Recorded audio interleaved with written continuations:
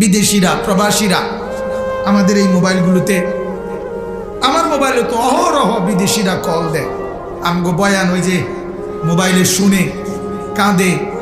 তো বলে, আজকেও এক লোক কাঁদা বলছে যে হুজুর বাড়িতে সবার কাছে বলতে পারি না যে কি কষ্টে আছি, কি পেরেশানিতে আছি, কি অস্থিরতায় আছি জিন্দিগিটা।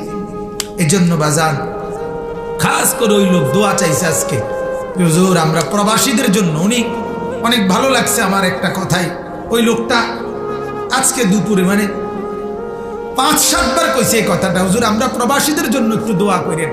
মানে নিজের জন্য বলেন, একলা বারবার বলছে, যে সবাইকে নিয়ে বলছে আমরা প্রবাসীদের জন্য একটু দোয়া করেন হুজুর, আমরা অনেক বেশি পেরেশানিতে আছি, অনেক টেনশনে আছি, বাড়িতে যাইতে আসতে পারতেছে না, আর্থিকভাবে ওইভাবে টাকা পয়সা মিলাইতে পারতেছে না, কিন্তু বউ বাচ্চার কাছে কয় না, হাসি দিয়া হয়তো থাকে, বুঝাইতে দেয় না যে নিজে কত কষ্টে আছে।